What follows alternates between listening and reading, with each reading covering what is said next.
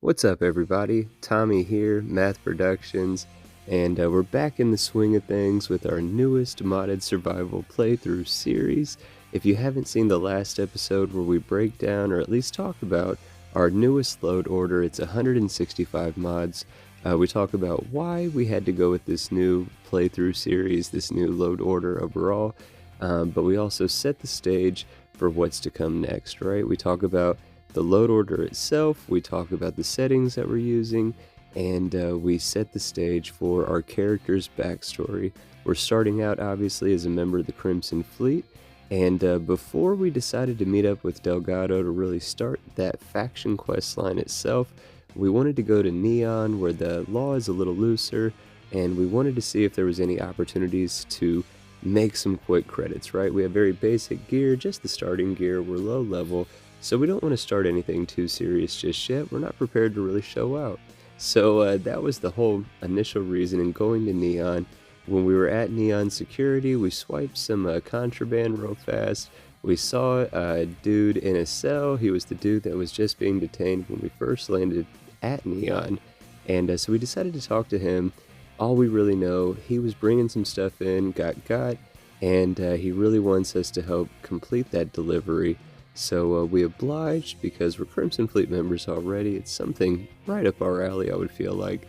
So we left Neon Security, went over to the Sleep Crate area. We got into dude from the jail's Sleep Crate. We got into his stash. We got the package. On the way over to Yannick's liquor store, we stopped at the Trade Authority to flip that contraband for credits. So now we have a good amount starting out. And we finally made our way into Yannicks, right? This is where, in my opinion, this quest itself really kind of opens up. Again, all you know at the start of it is that you saw a dude get detained, you know that he had stuff he shouldn't have, and that he's offering you to complete the delivery, giving the player an opportunity to do something maybe a little bit under the table, not necessarily so above board, and it's fun, right? So this is where you learn what kind of the operation is about. But first, dude needs to see how effective you're actually going to be in the field. You did complete a delivery, which is cool, but he needs some muscle capability, right? Now at this point, I'm going to detour and talk about a specific mod that I've never played with until this load order, and I'm still kind of on the fence about it. It's the Gorefield framework mod that adds in this gore. It is cool, I'm not opposed to it, but you see those black mats? And there's a red one on the dude on the stairs. I'm pretty sure they're like decorative. They're supposed to be, I'm pretty sure, like quote unquote under the hood type things that lay out where the gore effects are supposed to be in place. I'm gonna mess with the settings for the mod itself before I do something drastic like just disable it. But look, I'm pretty sure that's not supposed to be there. Those aren't supposed to be there. I've seen other people review this mod, and I have not seen that issue myself, so I don't know if maybe it's where I've placed it, or if there is another conflicting mod in there. I don't know. Also curious, later in this video, we're going to do another little section where combat's involved, and you do see the effects of the Gorefield mod, but you don't see those mats necessarily, or at least I didn't when I was playing through. Maybe we will, and you'll hear me catch myself while I'm speaking if I see it on video, but I didn't see them when I was playing through this second combat encounter that we'll see towards the end of the video. So I really want to know from people in the comments, if you can, if you've played with the Gorefield framework mod, have you experienced those mat things basically popping up once you down an enemy? Again, I've seen other reviews, I haven't seen that glitch occur, but you saw it on screen for me. It definitely did occur, so if you have any insight on that, definitely let me know. That would be much appreciated for sure. But back to the gameplay, right? So after talking to Yannick, he sent us to go muscle out this dude. We cleared out some syndicate people, and we muscled out said dude. Then we went back to Yannick. He was super impressed. He wanted us to take over for dude from the jail as his inside guy here at this Fresh plant, right? And so we go ahead and agree because we need some credits real quick, and we got to learn how to make some pharmaceuticals, right? Which we can probably use to our advantage down the line. And honestly, we need some credits, right? That's the main reason here. It's going to be quick and easy, so we do the little mini game of making the aura, and then we report back to Yannick that, hey, everything is still good to go in place with that inside person there.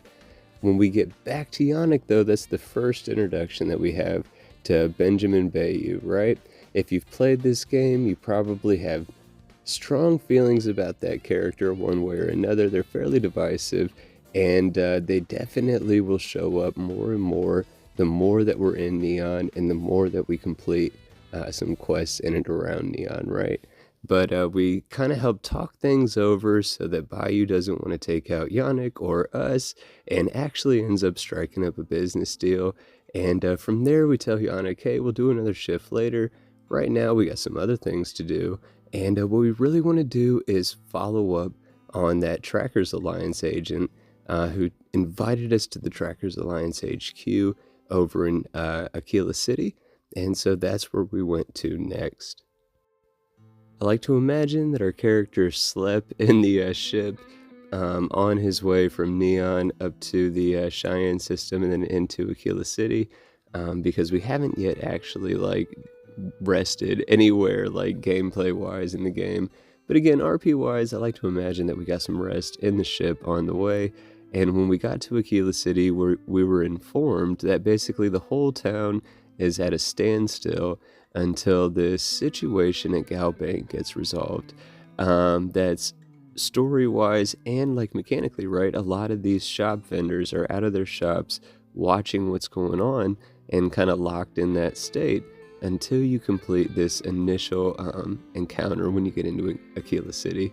So even though we're Crimson Fleet, I feel like that played into it story-wise, because the robbers were saying they weren't going to listen to the Marshal or anybody like him. We're clearly more like the robbers than the Marshal, so we stroll along and say, hey, let us give it a shot. And we were kind of cocky and popped off a little bit in the persuasion attempt. I thought strong-arming them would work. It did not, and that led to our second combat encounter of this episode. This is the one I teased earlier. It's a combat encounter I wanted to do because not only story-wise is it what was going to come next, but after seeing those mat things when I took down the Syndicate people, I wanted a quick and easy encounter where I could take down just a handful of people at most. I knew I could take them down at a lower level with lesser gear.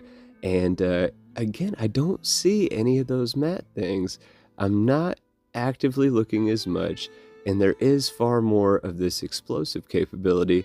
I can't remember if I kept the footage or if I cut it, but I legitimately checked at one point if my 7.77 handgun, for some reason, would cause those explosions, and it kind of does, I think, because it has a ability, the white hot rounds, I'm pretty sure those do trigger a burning type effect.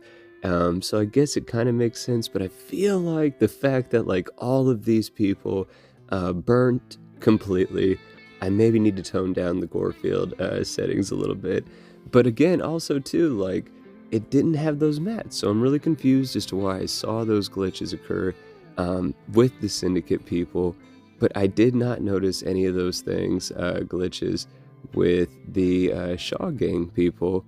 The only difference really being the weapons used. The Syndicate I mostly took down with the Maelstrom, and the Shaw Gang I mostly took down with that Eon. So we need further testing on that mod for sure. I'd love more input from the community on that mod for sure. But we successfully got rid of the Shaw Gang, and I definitely accidentally injured Marco. Hopefully he's a forgiving dude. But the hostages survived, and the Marshal was pleased, right? From there, I wanted to go real quick into the what is it called? I wanted to call it the Lowlands or whatever, but it's not the Lowlands. I don't remember what it's called, but the less cared for area of Akila. In that bar right there, there's two companions you can pick up. One of them wants some credits for their services, but my homie Ezekiel, he's just down for the adventure. So I like to think that in my journeys as a fleet member, I've encountered Ezekiel before. We're cool. I like to think that initial conversation was mostly ironic, right? And Ezekiel's back on board, done with his vacation in Akila, and is ready to have some fun with us. The last thing that we did for this episode here to end it out, we did go into the Trackers Alliance HQ. We talked to the agent who recruited us. We're talking to agent number 1, who was in charge of this operation, and they're giving us basically a trial mission to see how we do. We're going to be buddied up with Roach. We're going to be looking for somebody, and it's all going to take place here in Akila City on the next episode here at the channel. So I hope that you liked this episode. If you did like this episode, I hope that you press the like button. I do hope you consider subscribing to the channel. There is obviously a bunch more content on the way, more story adventures to have, more faction quest lines to complete, and obviously a bunch more mods to talk about. I hope that sounds good to you. As always, you can let me know what you think, what you want to see next in the comments below, and definitely take care.